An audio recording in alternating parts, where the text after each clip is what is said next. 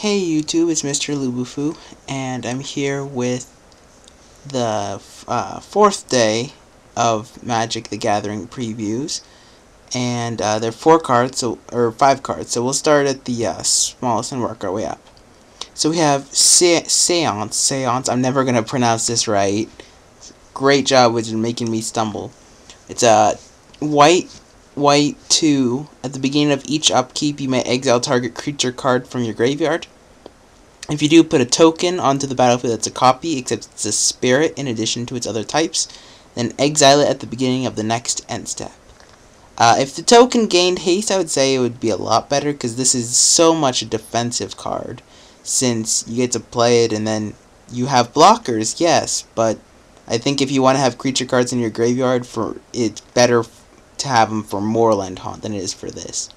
Though, this is the first combo piece with, like, Sundial of the Infinite. Yeah, you make a token, then you end the turn in response to when it is. So that way you don't have the token exiled.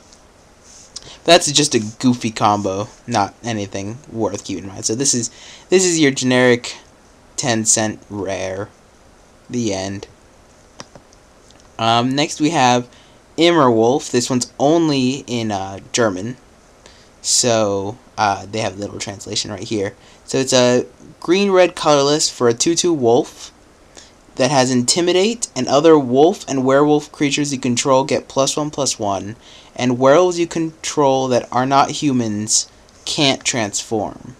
I think that this is a very aggressively costed card, and it's definitely gonna, like, if people are gonna try and force the red-green archetype, this is certainly one of them. I mean, you've got your lord.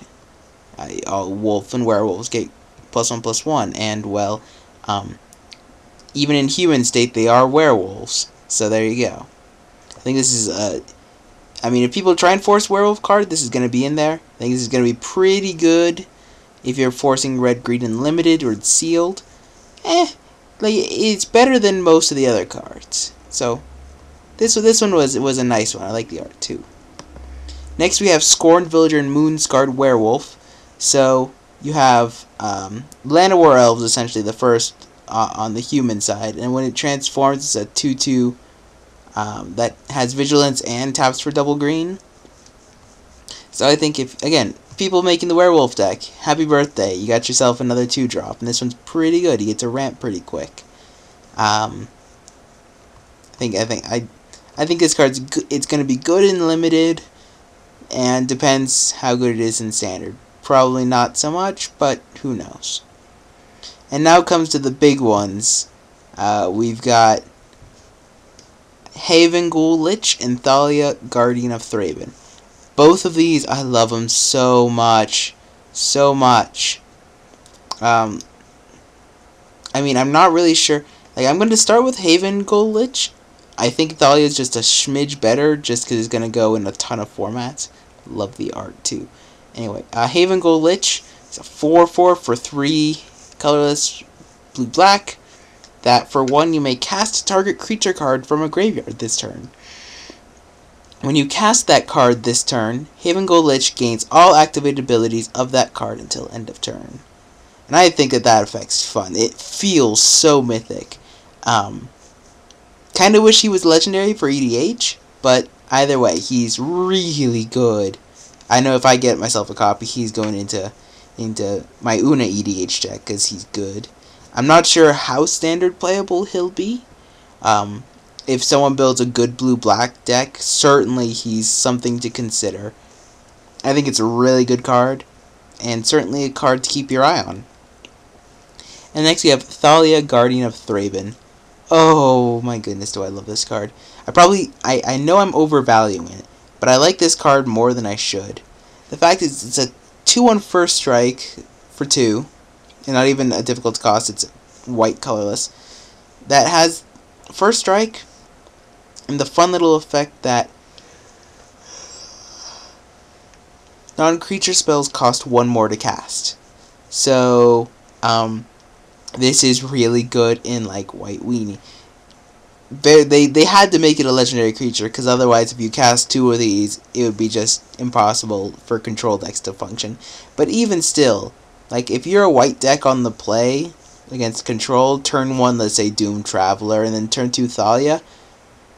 I mean, like, that means their mana leak gets delayed an extra turn. They have to leave up 3 mana, which they probably will be due to their control anyway, but certainly a good card. I will want to say this. Curse you, Wizards, for printing this!